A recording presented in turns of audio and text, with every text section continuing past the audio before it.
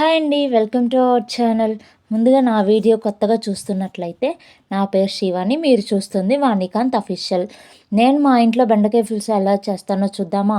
ఒక విధంగా ఇది నా స్టైల్ బెండకాయ పులుసు చాలా చేయలేవమ్మా, అందరూ అలానే చేసుకుంటారు అనుకుంటారేమో. ఏమో అండి, అందరూ ఒక విధంగా చేస్తాను, నేను నాకు నచ్చిన విధంగా నేను చేస్తాను. సో అందుకే నా స్టైల్ అని చెప్పాను. బెండకాయ పులుసుకు కావాల్సినవి బెండకాయలు, పచ్చిమిరపకాయ, ఉల్లిపాయ, చింతపండు నానబెట్టుకుని పెట్టుకోవాలి, అండ్ కరివేపాకు, కొత్తిమీర. ఓకే, ఇదంతా బాగానే ఉంది, కానీ ఫస్ట్ నువ్వు అసలు బెండకాయలు కోతున్నావు కడిగావా అంటారేమో. లేదులే అండి, నేను కూడా అంత చదువుకున్నాను, సో కడిగే కోస్తున్నాను. మీకు ఒక చిట్కా అండి, బెండకాయ కర్రీ కానీ ఫ్రై కానీ చేసేటప్పుడు బెండకాయ ముక్కలు విడివిడిగా అతుక్కోకుండా జిగట లేకుండా ఉండాలి అంటే ఒక స్పూన్ పెరుగు కానీ ఒక నిమ్మ చెక్క కానీ పిండితే కర్రీ చేసేటప్పుడు అప్పుడు ఏ ముక్కకు ఆ ముక్క ఉంటుంది, జిగట లేకుండా ఉంటుంది.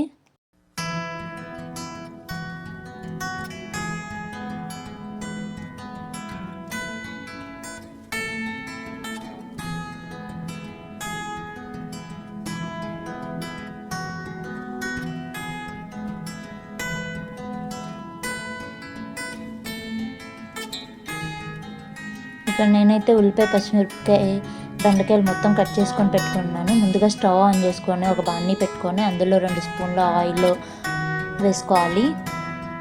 ఆయిల్ కొంచెం హీట్ అయిన తర్వాత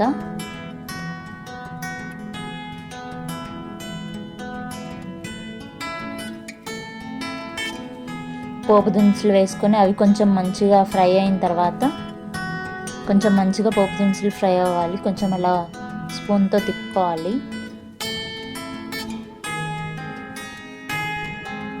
పోపు దినుసులు మొత్తం వేగిన తర్వాత అందులో కొంచెం ఉల్లిపాయ, పచ్చిమిరపకాయలు వేసుకొని ఒకసారి కలుపుకోవాలి. ఎందుకు ఆ ఉల్లిపాయలను అట్లా పొడుస్తున్నాం అనుకుంటారేమో, అవి నాకు కొంచెం పెద్ద పెద్దగా అనిపించినాయి, సో అందుకనే అవి గంటతో విడదీస్తున్నాను, అంటే అంతకుమించి ఏం లేదు. ఆ ఉల్లిపాయలు కొంచెం ఫ్రై అయిన తర్వాత కరివేపాకు కడుక్కొని వేసుకున్నాను. అవి కొంచెం వేగిన తర్వాత ముందుగా మనం కట్ చేసుకున్న బెండకాయలు మొత్తం వేసేసుకోవాలి. వేసుకొని ఇంకొకసారి కలుపుకోవాలి. కలుపుకున్న తర్వాత కొంచెం ఒక స్పూన్ పసుపు వేసుకొని కలుపుకోవాలి. అవి కొంచెం వేగిన తర్వాత ముందుగా మనం నానబెట్టుకున్న పులుసుని కొంచెం మంచిగా పిసుక్కొని అందులో చింతపండు తొరకలు రాకుండా అందులో పులుసు పోసుకోవాలి. అది ఒకసారి కలుపుకొని మనం పులుసు తగ్గట్లు కొంచెం వాటర్ పోసుకోవాలి. ఇక్కడ నేను వాటర్ అయితే యాడ్ చేస్తున్నాను.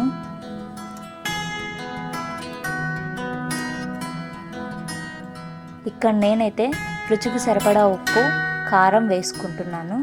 మీ రుచికి సరిపడా మీరు వేసుకొని, మా ఇంట్లో ఇంత తింటారు కాబట్టి సో నేను నా రుచికి సరిపడా నేను ఉప్పు కారం పులుసు అనేది బాగా మరిగించుకోవాలి. సో ఒక 5 minutes మూత పెట్టుకోవాలి.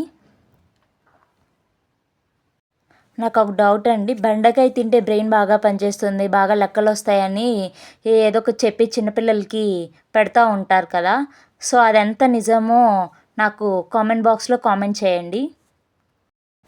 5 minutes తర్వాత ఒకసారి ముక్క ఉడికిందో లేదో చెక్ చేసుకొని మనం పులుసు కదా అందులోకి కొంచెం బెల్లం వేసుకోవాలి. సో బెల్లం మనకు రుచికి సరిపడా బెల్లం వేసుకోవాలి. అది కూడా రెడీ. బెల్లం కూడా వేసుకున్న తర్వాత కొంచెం సేపు పులుసు కాగనిస్తే ఫైనల్గా కొత్తిమీర వేసుకుంటే ఎంతో రుచికరమైన బెండకాయ పులుసు రెడీ. నా వీడియో మీకు నచ్చినట్లయితే please share, subscribe to our channel.